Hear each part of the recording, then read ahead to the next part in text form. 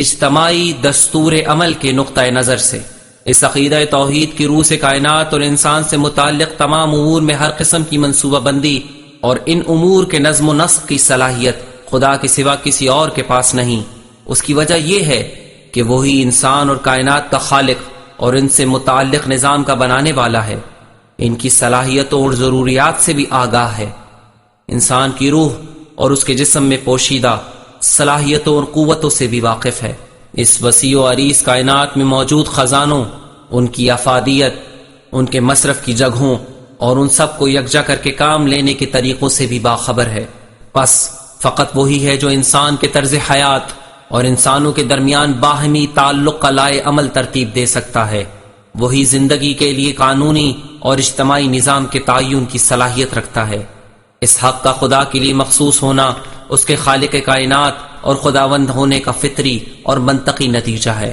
بس انسانی زندگی کے لیے دستور عمل اور اس کے لیے راستے کے تعین میں دوسروں کی طرف سے کی جانے والی کسی بھی قسم کی دخل اندازی، خدا کی حدود میں تجاوز، الوہیت کا دعویٰ اور شرک کا موجب ہے۔ فَلَا وَرَبِّكَ لَا يُؤْمِنُونَ حَتَّى يُحَكِّمُوكَ فِي مَا شَجَرَ بَيْنَهُمْ ثُمَّ لَا يَجِدُوا فِي أَنفُسِهِمْ حَرَجًا مِّمَّا قَضَيْتَ وَيُسَلِّمُوا تَسْلِيمًا۔ نہیں، تمہارے رب کی قسم، یہ لوگ اس وقت تک مومن نہیں ہو سکتے جب تک اپنے باہمی تنازعات میں آپ کو منصف نہ بنائیں، اور پھر جب آپ فیصلہ دے دیں تو وہ اپنے دلوں میں کسی قسم کی تنگی محسوس نہ کریں بلکہ وہ اسے بخوشی تسلیم کریں۔ سورہ نساء آیت نمبر 65۔ وَمَا كَانَ لِمُؤْمِنٍ وَلَا مُؤْمِنَةٍ إِذَا قَضَى اللَّهُ وَرَسُولُهُ أَمْرًا أَن يَكُونَ لَهُمُ الْخِيَرَةُ مِنْ أَمْرِهِمْ وَمَن يَعْصِ اللَّهَ وَرَسُولَهُ فَقَدْ ضَلَّ ضَلَالًا مُبِينًا۔ اور کسی مومن مرد یا عورت کو یہ حق نہیں کہ جب اللہ اور اس کا رسول کسی معاملے میں فیصلہ کر دیں تو وہ اس معاملے میں صاحب اختیار بن جائیں، اور جس نے بھی اللہ اور اس کے رسول کی نافرمانی کی وہ کھلی گمراہی میں مبتلا ہو گیا۔ سورہ احزاب آیت نمبر 36۔ عقیدہ توحید انسانی معاشرے پر خدا کے سوا ہر ایک کی حاکمیت اور فرما روائی کو مسترد کرتا ہے۔ انسان پر انسان کی حکومت اور فرما روائی کو جب بھی کسی کے سامنے جواب دہی سے مبرہ ایک مطلق حق تصور کیا گیا ہے تو اس کا لازمی نتیجہ لوگوں پر ظلم و تعدی کی صورت میں سامنے آیا ہے۔ معاشرے پر حاکم فرد یا کوئی گروہ صرف اسی صورت میں کجی، سرکشی اور ظلم و تعدی کے ارتکاب سے محفوظ رہ سکتا ہے جب اسے یہ حاکمیت اور فرمانروائی کسی ماورا قوت نے سپرد کی ہو اور وہ اس حوالے سے اس قوت کے سامنے جواب دہ ہو۔ دینی نظریے کی روح سے یہ ماورا قوت اللہ رب العزت ہے جو وسیع اور بے پایاں علم کا مالک ہے۔ لا يعذب عنه مثقال ذرة في السماوات ولا في الأرض۔ اس کے علم سے آسمان اور زمین کا کوئی ذرہ دور نہیں۔ سورہ سبا آیت نمبر 3۔ اس کی صفات قہر و جلال جیسے شدید العقاب، عزیز ذو انتقام وغیرہ اس کے منتخب کردہ اور اس کی طرف سے منسوب کیے گئے لوگوں کے لیے کجی اور انحراف کی کوئی گنجائش نہیں چھوڑتی۔ وَلَوْ تَقَوَّلَ عَلَيْنَا بَعْدَ الْأَقَاوِيلِ لَأَخَذْنَا مِنْهُ بِالْيَمِينِ ثُمَّ لَقَطَعْنَا مِنْهُ الْوَتِينَ۔ اور اگر یہ پیغمبر کوئی بات کھڑ کر ہماری طرف منسوب کرتا تو ہم اسے دائیں ہاتھ سے پکڑ لیتے، پھر اس کی شہرگ کاٹ دیتے۔ سورہ حاقہ آیت نمبر 44 تا 46۔ وہ قوم اور رائے عامہ کی مانند نہیں جسے دھوکہ دیا جا سکے یا جس پر سوار ہوا جا سکے، اور کسی جماعت کی طرح نہیں کہ جسے جبر اور استبداد کا ذریعہ بنایا جا سکے، اور منتخب افراد، عمائدین اور سرداروں کی طرح نہیں جنہیں خریدا یا اپنے ساتھ شریک کیا جا سکتا ہے۔ ایک گہری اور باریک بھی نگاہ میں اگر انسانی زندگی کی ترتیب و تنظیم کے لیے لازم ہو کہ اس کا نظم سنبھالنے والی تمام قوتیں ایک ہی مرکز پر منتہی ہوں اور تمام امور کی باغ ڈور ایک ہی قوت قہریہ کے ہاتھ میں ہو، اور جیسا کہ ہے تو یہ ہاتھ خالق کائنات اللہ رب العزت کے دست قدرت مند کے سوا کوئی اور نہیں ہوگا۔ بس انسان پر حکومت و فرما روائی خدا کا مخصوص حق ہے، جو اس کی طرف سے منسوب کیے گئے افراد جو الہی آئیڈیالوجی میں مقرر اور متعین کیے گئے معیار اور پیمانوں پر سب سے زیادہ پورے اترتے ہوں کے ذریعے بروئے کار آئے گا، اور انہی کے ذریعے نظام الہی کی پاسداری اور قوانین الہی کا اجرا ہوگا۔ قل اغیر اللہ اتخذ ولیا فاتر السماوات والارض وهو يطعم ولا يطعم قل انی امرت ان اکون اول من اسلم ولا تکونن من المشرکین۔ کہہ دیجئے کہ کیا میں آسمانوں اور زمین کے خالق اللہ کو چھوڑ کر کسی اور کو اپنا ولی بناؤں، اور وہی سب کو کھلاتا ہے، اسے کوئی نہیں کھلاتا ہے۔ کہہ دیجئے کہ مجھے یہی حکم ہے کہ میں سب سے پہلے اطاعت گزار بنوں، اور یہ بھی کہا گیا ہے کہ تم ہرگز مشرکین میں سے نہ ہونا۔ سورہ انعام آیت نمبر 14۔ انما ولیکم اللہ ورسولہ والذین آمنوا الذین یقیمون الصلاة ویؤتون الزکاة وهم راکعون۔ تمہارا ولی تو صرف اللہ، اس کا رسول اور وہ اہل ایمان ہیں جو نماز قائم کرتے ہیں اور حالت رکوع میں زکوٰۃ دیتے ہیں۔ سورہ مائدہ آیت نمبر 55۔ قل اعوذ برب الناس ملک الناس الہ الناس۔ کہہ دیجئے میں پناہ مانگتا ہوں انسانوں کے پروردگار کی، جو تمام انسانوں کا حکمراں اور سارے انسانوں کا معبود ہے۔ سورہ ناس آیت نمبر 1 تا 3۔ عقیدہ توحید کی روح سے پوری کائنات کی تمام نعمتیں اور اس میں موجود تمام وسائل خدا ہی کے ہیں، کوئی اور خود سے کسی بھی چیز کا مالک اور صاحب اختیار نہیں۔ ہر چیز بلندی اور کمال کی راہ میں استفادے اور مدد کے لیے انسان کے پاس موجود ایک امانت ہے۔ یہ اجازت نہیں دی گئی کہ جس انسان کو کائنات کی یہ نعمتیں حاصل ہیں، جو اس کائنات کے ہزارہا مظاہر اور عناصر کی محنتوں کا حاصل ہیں، وہ انہیں تباہ و برباد کر ڈالے، یا انہیں استعمال میں لائے بغیر یوں ہی فضول چھوڑ دے، یا انسان کے کمال کی بجائے کسی اور راہ میں انہیں استعمال کرے۔ جو کچھ انسان کے ہاتھ میں ہے اگرچہ اسی کے لیے ہے، لیکن خدا کی عطا اور اسی کا دیا ہوا ہے، بس اسے خدا کے مقرر کردہ راہ میں ہی استعمال کرنا چاہیے۔ در حقیقت اس کی فطری اور اصل راہ میں، اسی راہ میں جس کے لیے اسے پیدا کیا گیا ہے۔ کسی بھی اور راہ میں اس سے استفادے اور کسی بھی اور مقصد کے لیے اسے صرف کرنا، اسے اس کی فطری راہ سے منحرف کرنا، یعنی فساد ہے۔ خدا کی رنگا رنگ نعمتوں کے مقابل انسان کا فریضہ یہ ہے کہ وہ ان سے صحیح اور درست استفادہ کرے، البتہ اس سے پہلے انہیں زندہ کرنا اور کمال تک پہنچانا بھی اس کی ذمہ داری ہے۔ قل لمن الارض ومن فيها ان كنتم تعلمون سيقولون لله قل افلا تذكرون۔ کہیے کہ یہ زمین اور جو کچھ اس پر آباد ہے وہ کس کا ہے؟ اگر تم جانتے ہو تو بتاؤ۔ وہ کہیں گے کہ اللہ کا ہے۔ تو کہیے کہ پھر تم سوچتے کیوں نہیں ہو؟ سورہ مومنون آیت نمبر 84-85۔ وَهُوَ الَّذِي خَلَقَ لَكُم مَّا فِي الْأَرْضِ جَمِيعًا۔ وہ وہی اللہ ہے جس نے زمین میں موجود ہر چیز کو تمہارے لیے پیدا کیا۔ سورہ بقرہ آیت نمبر 29۔ قُلْ يَا قَوْمِ اعْبُدُوا اللَّهَ مَا لَكُم مِّنْ إِلَٰهٍ غَيْرُهُ هُوَ أَنشَأَكُم مِّنَ الْأَرْضِ وَاسْتَعْمَرَكُم فِيهَا۔ انہوں نے کہا اے میری قوم، اللہ کی عبادت کرو، اس کے سوا کوئی معبود نہیں ہے، اسی نے تمہیں زمین سے پیدا کیا اور اس میں آباد کیا ہے۔ سورہ ہود آیت نمبر 61۔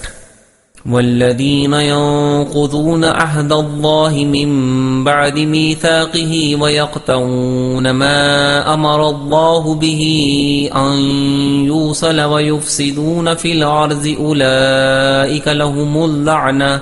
اور جو لوگ اللہ سے عہد کر لینے کے بعد اسے توڑ ڈالتے ہیں اور اللہ نے جن لوگوں سے تعلقات کا حکم دیا ہے ان سے قطع تعلق کر لیتے ہیں اور زمین میں فساد پھیلاتے ہیں، ان کے لیے لعنت ہے۔ سورہ رعد آیت نمبر 25۔ عقیدہ توحید کائنات میں موجود نعمتوں پر تمام انسانوں کے یکساں حق کا قائل ہے۔ تمام مواقع اور وسائل پر سب انسان مساوی حق رکھتے ہیں۔ اس وسیع دسترخوان سے ہر انسان کو بقدر ضرورت اور اپنی جدوجہد اور عمل کے مطابق استفادے کا حق حاصل ہے۔ اس بے پایہ کائنات کا کوئی بھی حصہ کسی کے لیے مخصوص اور دوسروں کے لیے ممنوع نہیں ہے۔ تمام انسان اس کائنات سے گونا گوں فوائد حاصل کرنے کے لیے اپنے عزم و ہمت آزما سکتے ہیں۔ یہ موقع صرف کسی خاص قبیلے، قوم، کسی خاص جغرافیے اور تاریخ میں زندگی بسر کرنے والے انسانوں، حتیٰ کسی خاص دین کے پیروکار افراد کے لیے مخصوص نہیں ہے۔ وَالَّذِي خَلَقَ لَكُم مَّا فِي الْأَرْضِ جَمِيعًا، وہ وہی اللہ ہے جس نے زمین میں موجود ہر چیز کو تمہارے لیے پیدا کیا ہے۔ سورہ بقرہ آیت نمبر 29۔ مزید یہ کہ وَالْأَنْعَامَ خَلَقَهَا لَكُمْ فِيهَا دِفْعٌ وَمَنَافِعُ وَمِنْهَا تَأْكُلُونَ وَلَكُمْ فِيهَا جَمَالٌ حِينَ تُرِيحُونَ وَحِينَ تَصْرَحُونَ وَتَحْمِلُ أَثْقَالَكُمْ، اور اس نے مویشیوں کو بھی پیدا کیا ہے جن میں تمہارے لیے گرم لباس اور دوسرے فوائد کا سامان ہے، اور بعض کو تو تم کھاتے بھی ہو جب تم انہیں شام کو واپس لاتے ہو اور صبح کو چراگاہ کی طرف لے جاتے ہو، اور یہ حیوانات تمہارے بوجھ کو اٹھاتے ہیں۔ سورہ نحل آیت نمبر 5 تا 7۔ سورہ نحل کی ابتدائی آیات میں مسلسل انسانوں سے خطاب ہے، کسی خاص قوم و قبیلے سے نہیں، جیسا کہ وَلَوْ شَاءَ لَهَدَاكُمْ أَجْمَعِينَ، اگر وہ چاہتا تو تم سب کو راہ راست پر لے آتا۔ سورہ نحل آیت نمبر 9۔ یا الہکم الہ واحد، تمہارا معبود صرف ایک ہے۔ سورہ نحل آیت نمبر 22۔ جو کچھ اب تک عرض کیا گیا ہے وہ توحید کے وسیع و عمیق اور کئی جہات اور پہلوؤں پر مشتمل مفاہیم کا صرف ایک مختصر سا حصہ ہے۔ انہی مختصر اشارات کے ذریعے یہ بات اچھی طرح سمجھ میں آ سکتی ہے کہ توحید صرف ایک فلسفی، ذہنی اور غیر عملی نظریہ نہیں جسے زندگی کے سیاہ و سفید سے کوئی سروکار نہ ہو، جو سماجی زندگی کی ترتیب و تنظیم، انسان کے لیے سمت اور منزل کے تعین اور دنیا میں جو کچھ اسے کرنا چاہیے اس کے لیے اسے کوشش اور عمل پر ابھارنے میں دخل نہ رکھتا ہو، اور محض اسی پر منحصر ہو کہ لوگوں سے ایک عقیدہ چھڑا کے اس کی جگہ انہیں دوسرا عقیدہ دے دیا جائے۔ ایک طرف یہ ایک تصور کائنات ہے، کائنات، انسان اور کائنات کے دوسرے موجودات کے تعلق سے انسان کے مقام، تاریخ میں اس کی حیثیت، اس میں پائے جانے والی صلاحیتوں، اس کی ضرورتوں، خواہشات اور آخر کار اس کے مقصد اور اس کے نقطۂ اوج و کمال کے بارے میں ایک مخصوص نظریہ ہے۔ دوسری طرف یہ ایک اجتماعی مکتب ہے، انسان کے لیے موزوں اور مناسب ماحول کا ایک نقشہ اور منصوبہ پیش کرتا ہے، ایک ایسا ماحول جس میں وہ سرعت اور سہولت کے ساتھ نشو نما پائے اور اپنے مخصوص کمال اور بلندی تک پہنچے۔ یہ معاشرے کے لیے بنیادی خطوط اور اساسی اصول متعین کر کے ایک مخصوص خاکہ اور ڈھانچہ پیش کرتا ہے۔ یہی وجہ ہے کہ جب اسے جاہلی اور طاغوتی معاشروں کے سامنے پیش کیا جاتا ہے، ایسے معاشرے جن کی عمارت انسان سے لا علمی اور حقیقی انسانی اقدار کی پامالی کی بنیاد پر قائم کی گئی ہے، تو یہ ان میں تبدیلی کا پیش خیمہ ہوتا ہے، مردہ دلوں اور بیمار روحوں میں ایک انقلاب بپا کرتا ہے اور جامد معاشروں میں ایک تلاطم پیدا کر دیتا ہے، ان بے ترتیب معاشروں میں ترتیب کا معجب ہوتا ہے۔ ایسے معاشروں کی روحانی، اقتصادی اور سماجی بنیادوں اور اخلاقی اور انسانی اقدار میں تغیر اور تبدیلی کا باعث ہوتا ہے۔ مختصر یہ کہ ان کی اس موجودہ حالت، اس حالت میں ان پر مسلط اور اس حالت کی نگہبان قوتوں اور اس فضا کے خلاف ایک مزاحمت ہے، ریزسٹنس ہے، جو اس صورتحال کی نشوونما کا سبب اور اسے غذا فراہم کرتی ہے۔ پس توحید کسی نظری، تھیوریٹیکلی مسئلے یا عمل کے محدود دائرے کی حد تک نہ صرف کوئی نیا جواب نہیں بلکہ انسان کے سامنے ایک نیا راستہ بھی ہے، جو اگرچہ ایک ذہنی اور نظری تحلیل پر تکیہ کرتا ہے، لیکن اسے پیش کرنے کا مقصد عمل کرنے اور زندگی گزارنے کے لیے ایک علیحدہ اسلوب کی نشاندہی کرنا ہے۔ اسی تعبیر کی بنا پر ہمارا عقیدہ ہے کہ توحید دین کی اساس اور اس کی بنیاد کا وہ پتھر ہے جس پر دین کے تمام ستون کھڑے ہیں۔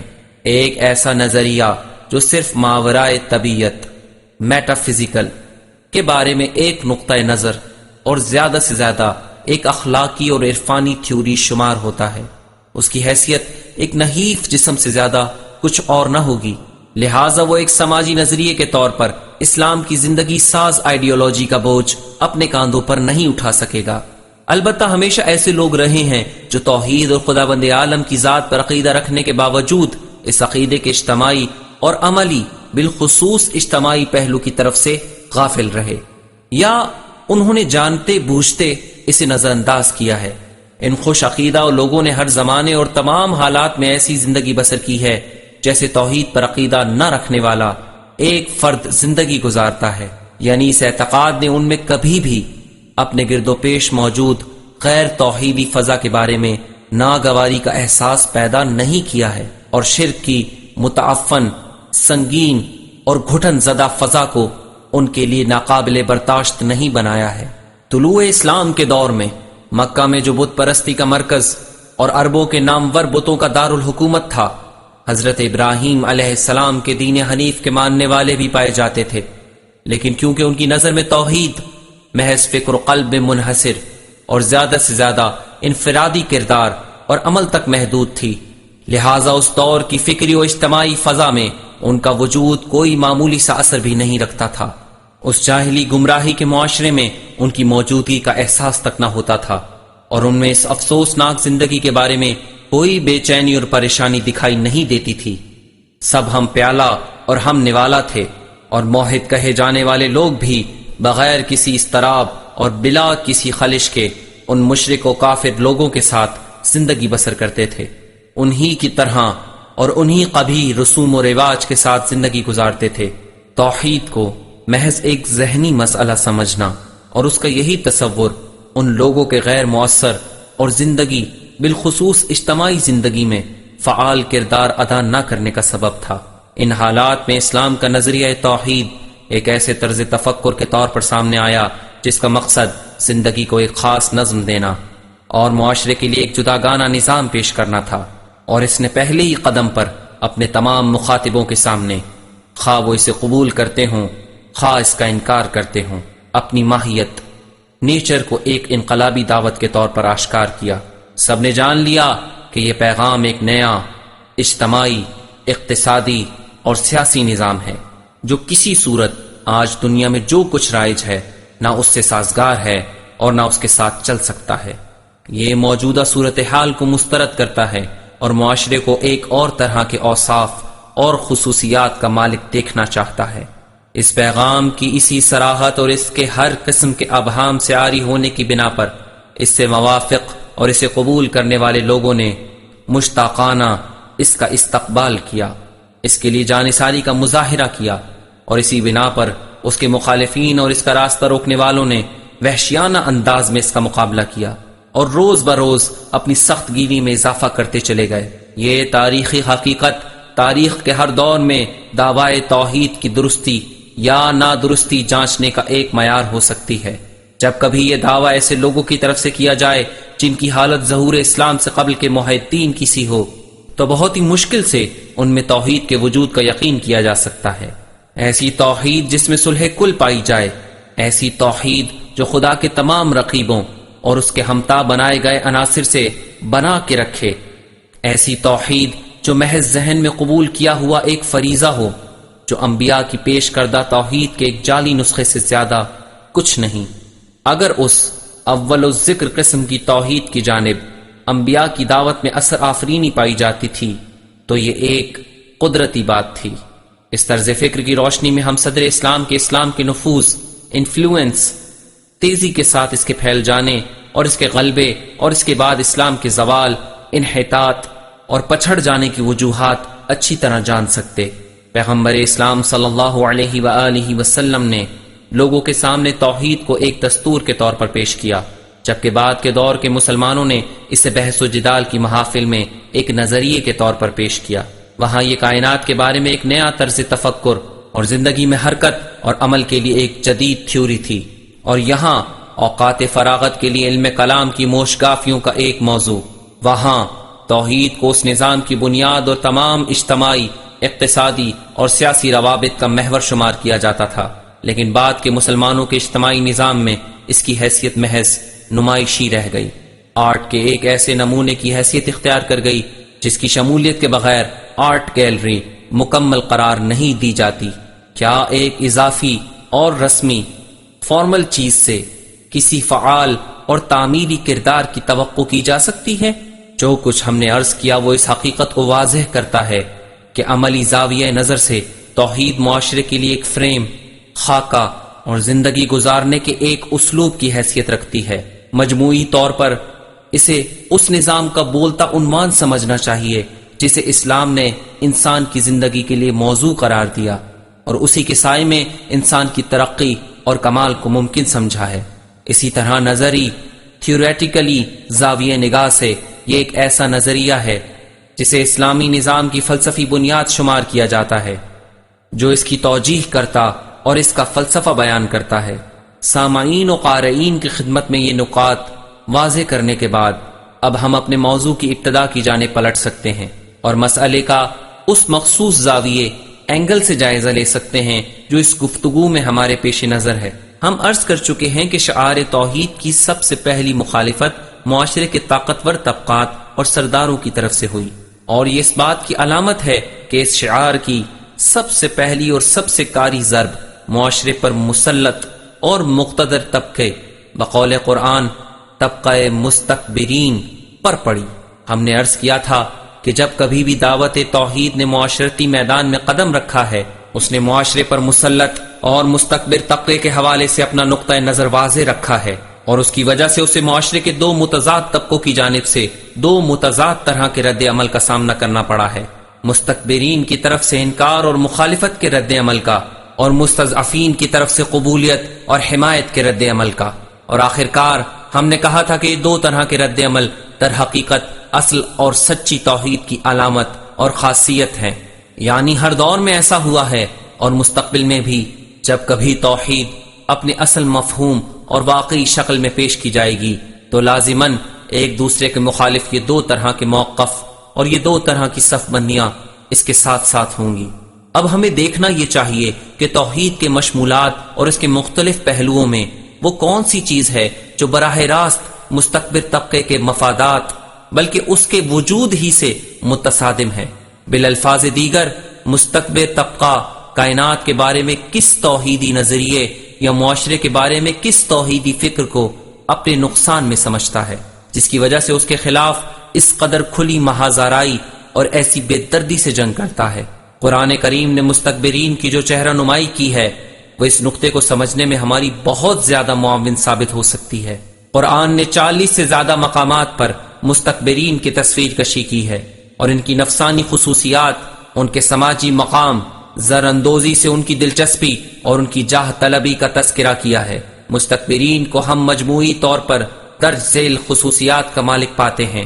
وہ خدا کو اس مفہوم میں جس کی ترجمانی لا الہ الا اللہ کے ذریعے ہوتی ہے، یعنی وہی تنہا مکمل اقتدار اور مالکیت کا مالک ہے، مسترد کرتے ہیں، جبکہ ایک ذہنی، رسمی اور محدود دائرے کی حامل حقیقت کے مفہوم میں نہیں۔ انہم کانوا اذا قیل لهم لا الہ الا اللہ یستکبرون، جب ان سے کہا جاتا تھا کہ اللہ کے سوا کوئی معبود نہیں ہے تو وہ تکبر کا مظاہرہ کرتے اور یہ بات نہیں مانتے تھے۔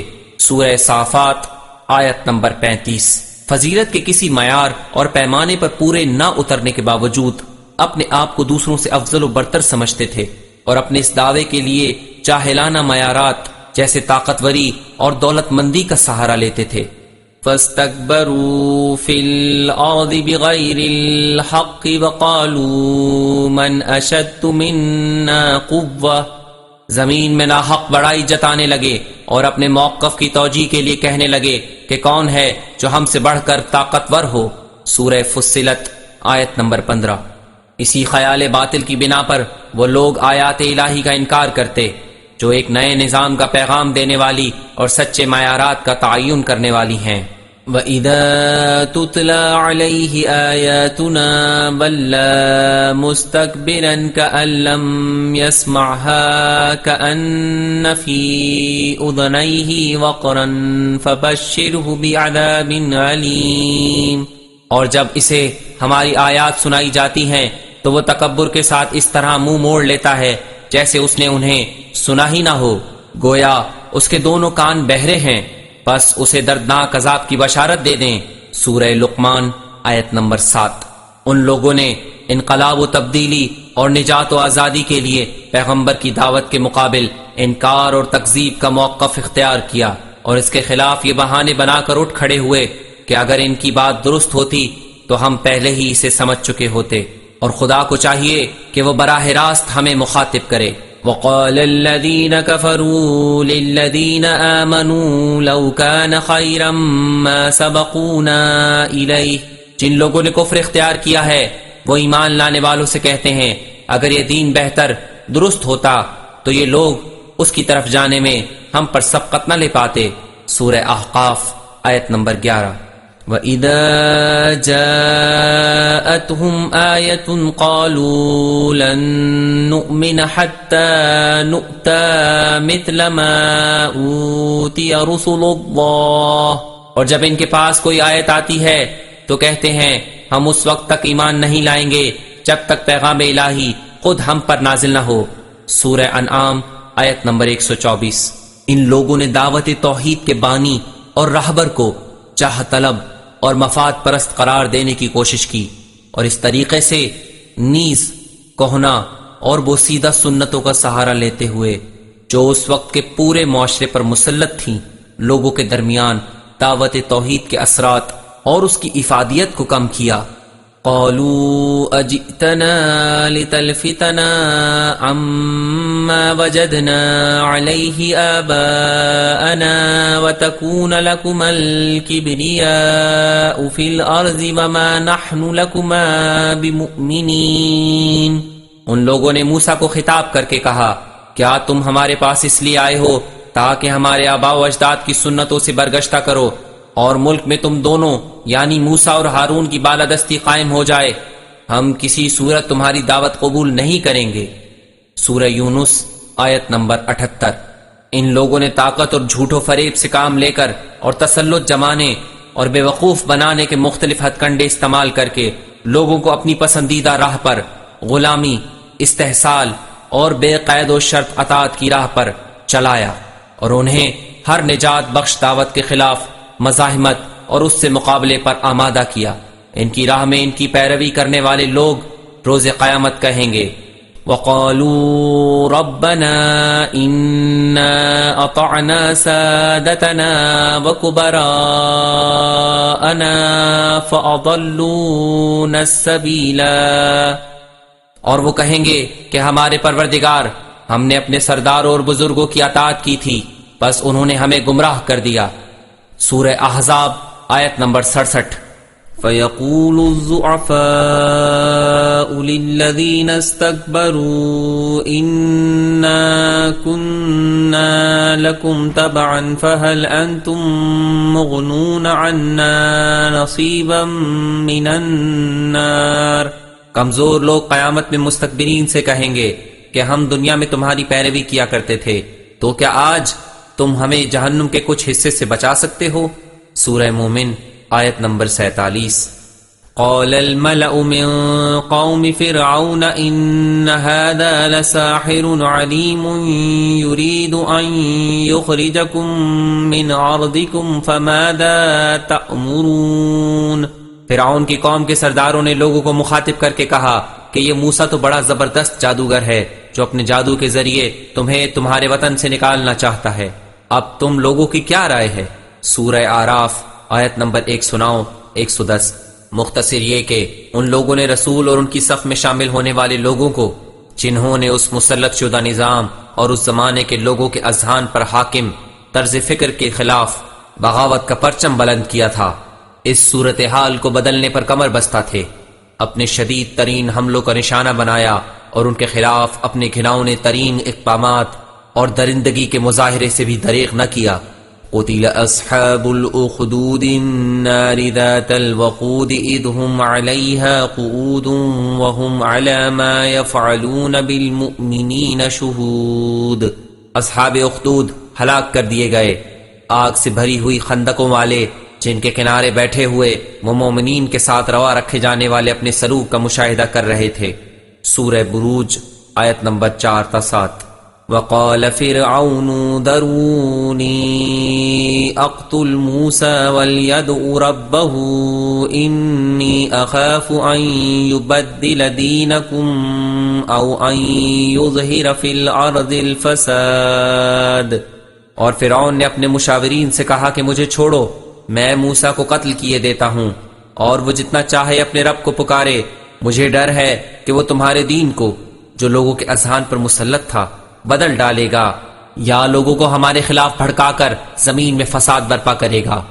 سورہ مومن آیت نمبر 26۔ یہ قرآن کریم کی چند آیات میں بیان کی گئی مستکبرین میں پائے جانے والی خصوصیات میں سے کچھ خصوصیات تھیں۔ قرآن کریم بعض مقامات پر اس تصویر کشی سے بھی آگے بڑھا ہے، اور اس نے مستکبرین کے طبقے کا مخصوص اور متعین گروہوں کی صورت میں یا ایسے جانے پہچانے افراد کی شکل میں تعارف کرایا ہے جن میں سے ہر ایک ایک مخصوص اور متعین گروہ کا نمائندہ اور علامت ہے۔ ثم بعثنا من بعدهم موسى وهارون إلى فرعون وملائه بآياتنا فاستكبروا۔ پھر ان کے بعد ہم نے موسیٰ اور ہارون کو اپنی نشانیوں کے ساتھ فرعون اور اس کی حکومت کے سرداروں کی طرف بھیجا، مگر انہوں نے، فرعون اور اس کے ساتھیوں نے، تکبر کا مظاہرہ کیا۔ سورہ یونس آیت نمبر 75۔ وقارون وفرعون وهامان ولقد جاءهم موسى بالبينات فاستكبروا في الأرض۔ اور قارون و فرعون و حامان کو بھی یاد دلاؤ جن کے پاس موسیٰ کھلی ہوئی نشانیاں لے کر آئے، مگر انہوں نے زمین میں تکبر کا مظاہرہ کیا۔ سورہ عنکبوت آیت نمبر 39۔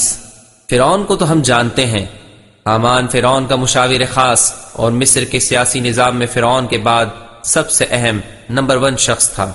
ملائی فرعون اسی نظام کے عمائدین اور سردار ہیں جو فرعونی نظام کے مشاورین، رہنما اور فرعون کے کاموں میں اس کے معاون و مددگار ہیں۔ اور قارون وہی زر اندوز، مال و دولت کا پجاری اور خزانوں کا مالک شخص ہے جس کے سیم و زر سے بھرے ہوئے خزانوں کی چابیوں کا بوجھ لہیم شہیم آدمیوں کے کاندھے چکا دیا کرتا تھا۔ دسیوں آیات قرآنی نے مستکبرین کی جو تصویر کشی کی ہے، اس کی روشنی میں ان کی جو صورت سامنے آتی ہے وہ کچھ یوں ہے کہ یہ جاہلی معاشرے پر مسلط ایک ایسا گروہ ہے جس نے بغیر کسی استحقاق کے سیاسی اور اقتصادی طاقت اپنے ہاتھ میں لے رکھی ہوتی ہے، اور جو استحصال اور ظالمانہ تسلط کو قائم رکھنے کی غرض سے معاشرے کی ثقافت اور اذہان پر حاکم عقیدوں پر بھی قبضہ جما لیتا ہے، اور مختلف طریقوں سے لوگوں میں ایسی فکر پیدا کرتا ہے جو افراد معاشرہ کے اس کے سامنے سر تسلیم خم ہونے یا موجودہ صورتحال سے سازگار ہو، اور خود کو حاصل ان امتیازات کی حفاظت کے لیے عقل و شعور اور بصیرت فراہم کرنے والی ہر دعوت، چاہے جائے کہ وہ ایک تبدیلی اور انقلاب کی دعوت ہو، کے خلاف خم ٹھوک کر ایک مسلسل جنگ کا میدان گرم کر دیتا ہے، کیونکہ یہ جنگ اس کے لیے دراصل زندگی اور موت کی جنگ کی حیثیت رکھتی ہے۔ اب ہم اصل نقطے کی جانب واپس آتے ہیں۔ انبیاء توحید کو کس طرح پیش کیا کرتے تھے؟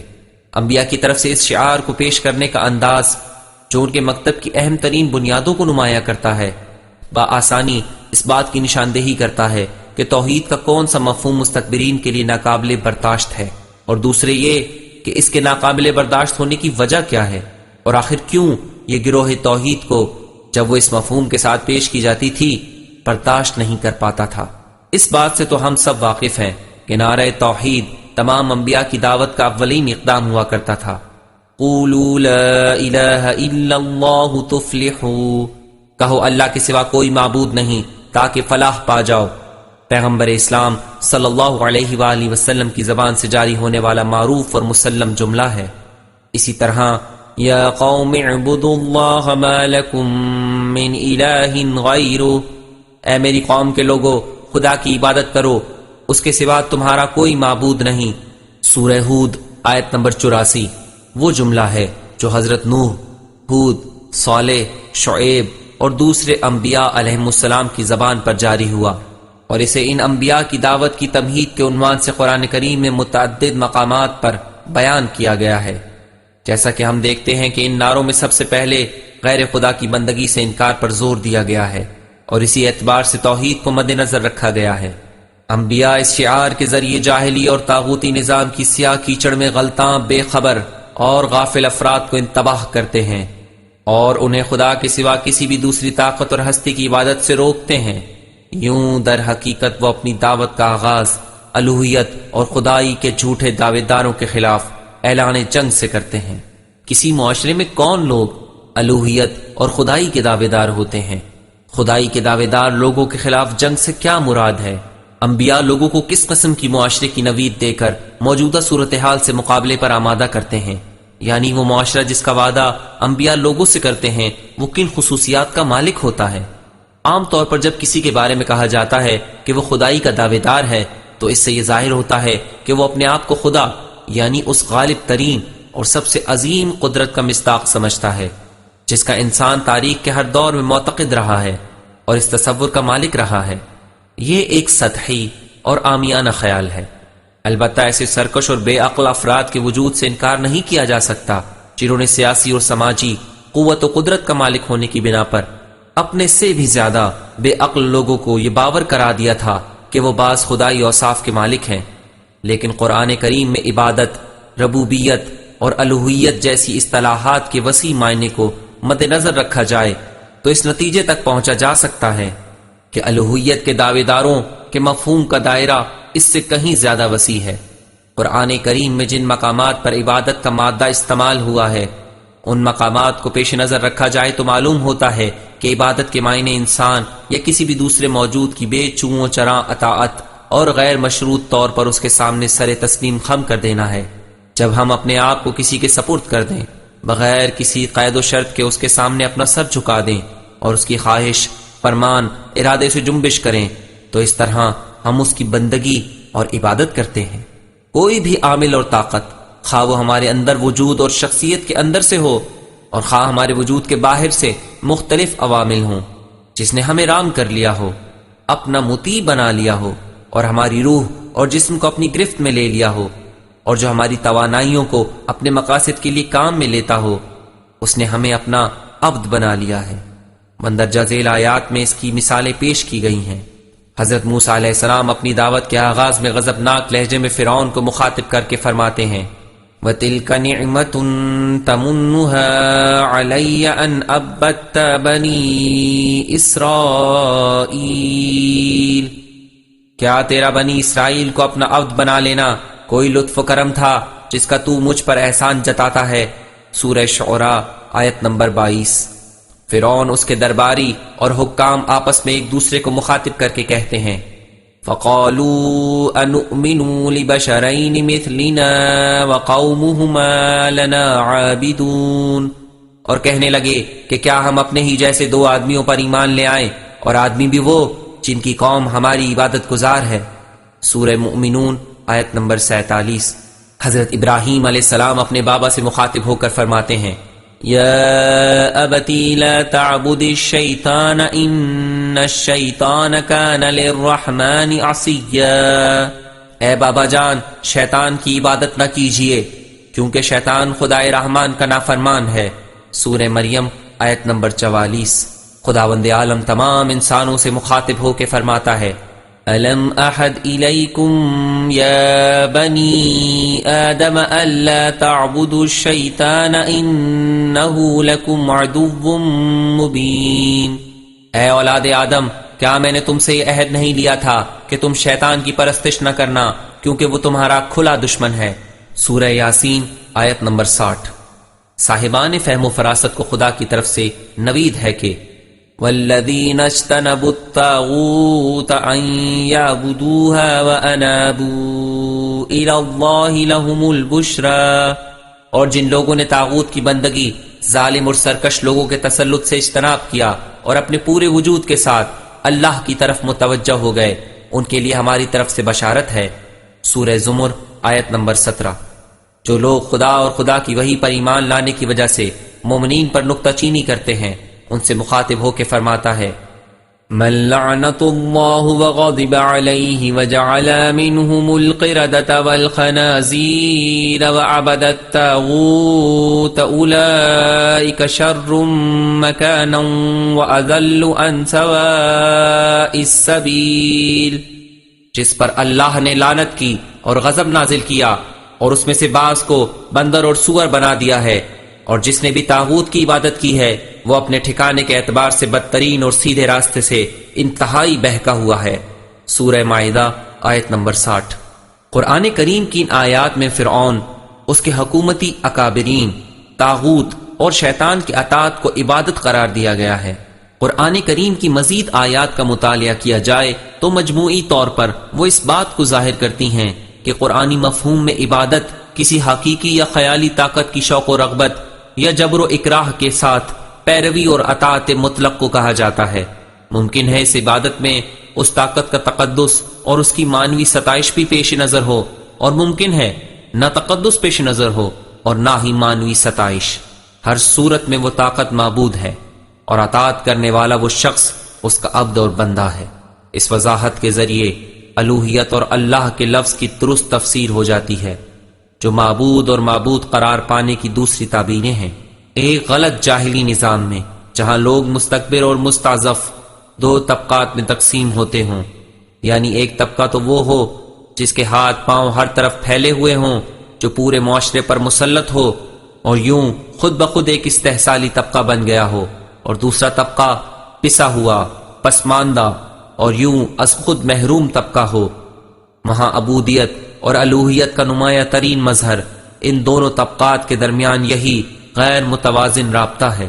تاریخ میں موجود مختلف معاشروں میں ان کے الہ اور معبودوں سے شناسائی اور ان کی تلاش کے لیے ان کے درمیان انسان، حیوان یا جماد کی جنس سے کسی مقدس موجود کو تلاش کرنا فضول ہے۔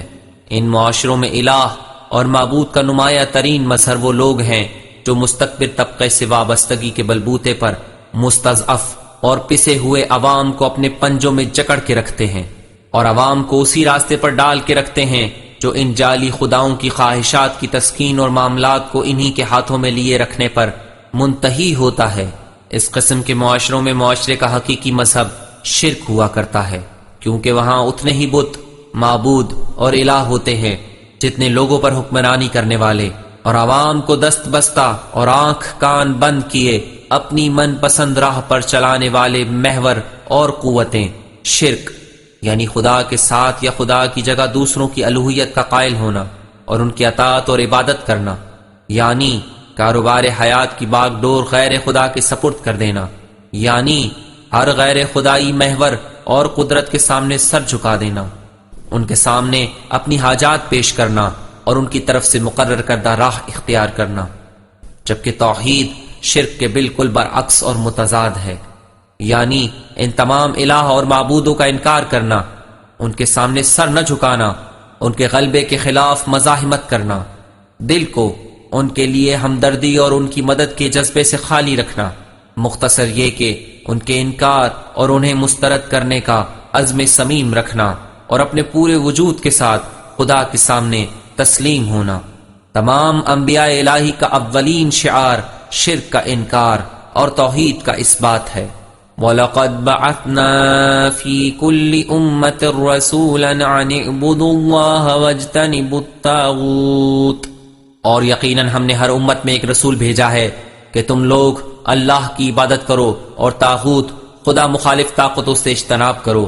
سورہ نحل آیت نمبر 36۔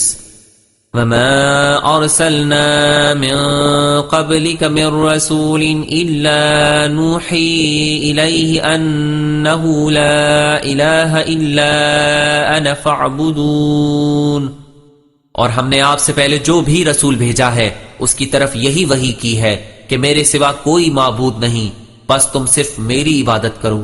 سورہ انبیاء آیت نمبر 25۔ پس انبیاء علیہ السلام نے یہ شعار بلند کر کے جاہلیت کے پست اور گھٹیا، باطل اور فاسد نظام کا انکار کیا، اور لوگوں کو طاغوتوں یعنی اس نظام کے نگہبانوں اور ان لوگوں کے خلاف ایک عظیم جنگ کی دعوت دی جنہوں نے حقیقی انسانی اقدار کے خلاف سرکشی کا مظاہرہ کیا، اور ظالمانہ طور پر جس مقام پر وہ قابض ہوئے تھے اس کی حفاظت کے لیے کھوکھلی اور جعلی اقدار کو لوگوں پر مسلط کیا۔ شرک کا انکار در حقیقت ان تمام سماجی، اقتصادی اور سیاسی بنیادوں کا انکار ہے جن پر جاہلی معاشرے کی عمارت کھڑی ہوئی ہے، اور جنہوں نے مذہب شرک کو معاشرے کی غیر متوازن صورتحال کی پردہ پوشی اور توجیہ کا ذریعہ بنایا ہوا ہے۔ اللہ کے سوا دوسرے تمام الہ اور معبودوں کے انکار کا مطلب ان تمام لوگوں کو مسترد کرنا ہے جنہوں نے خلق خدا کو اپنے قدموں تلے کچل کر رکھنے پر کمر باندھ رکھی ہے، اور جو زور زبردستی یا بے وقوف بنا کے لوگوں کے کندھوں پر سوار رہیں، اور اس طرح انہوں نے اپنی سرکش نفسانی خواہشات اور لامتناہی آرزوؤں کی تسکین کا سامان فراہم کیا ہوا ہے۔ حضرت موسیٰ علیہ السلام نے یہ شعار بلند کر کے اور رب العالمین کا تذکرہ کر کے فرعون کے خلاف کھلی جنگ کا اعلان کیا، اس کا انکار کیا۔ درست ہے کہ فرعونی بساط کے مہروں نے حضرت موسیٰ کے جرائم کی فہرست میں اس بات کا بھی ذکر کیا کہ موسیٰ ان کے خداؤں کا انکار کیا کرتے تھے، اور حضرت موسیٰ کو بتوں کا مخالف قرار دیا ہے۔ وقال الملأ من قوم فرعون أتذر موسى وقومه ليفسدوا في الأرض ويذرك وآلهتك، اور فرعون سے اس کی قوم کے سرداروں نے کہا، کیا تو موسیٰ اور اس کی قوم کو یوں ہی چھوڑ دے گا کہ وہ ملک میں فساد پھیلائیں اور تیری اور تیرے معبودوں کی بندگی ترک کر دیں؟ سورہ اعراف آیت نمبر 127۔ لیکن فرعون اور اس کا بدعنوان گروہ دونوں ہی اچھی طرح جانتے تھے کہ وہ خدا یعنی وہ بے جان بت فرعون اور اس کے حاشیہ نشینوں کی خدائی کے لیے ایک پردہ اور اعلی کار سے زیادہ کسی حیثیت کے مالک نہیں۔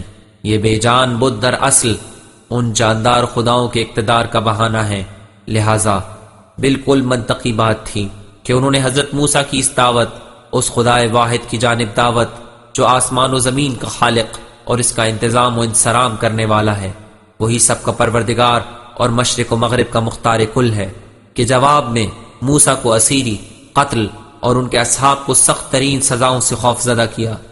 قال لئن اتخذت إلها غيري لأجعلنك من المسجونين، فرعون نے کہا کہ اگر تم نے میرے علاوہ کسی اور کو اپنا معبود بنایا تو میں تمہیں بھی ان قیدیوں میں جن کی حالت سے تم باخبر ہو شامل کر دوں گا۔ سورہ شعراء آیت نمبر 29۔ قال سنقتل أبناءهم ونستحيي نساءهم وإنا فوقهم قاهرون، فرعون نے اپنے مشیروں کے جواب میں جو اسے موسیٰ اور بنی اسرائیل کے خلاف سخت رویہ اپنانے پر اکسا رہے تھے کہا، عنقریب ہم ان کے بیٹوں کو قتل کر دیں گے اور ان کی عورتوں کو زندہ چھوڑ دیں گے، اور ہمیں ان پر بالادستی حاصل ہے۔ سورہ اعراف آیت نمبر 127۔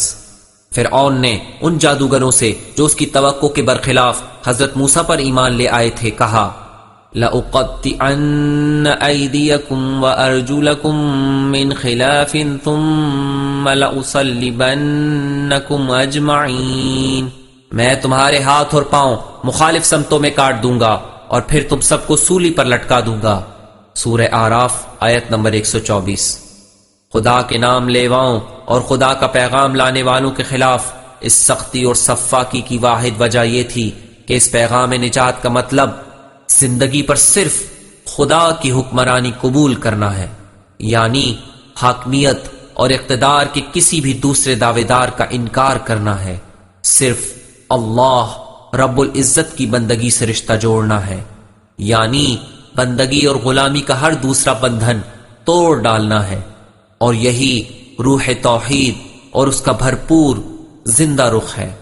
والحمدللہ اولا وآخرا وظاہرا وباطنا وصلی اللہ علی محمد وآلہ الطاہرین۔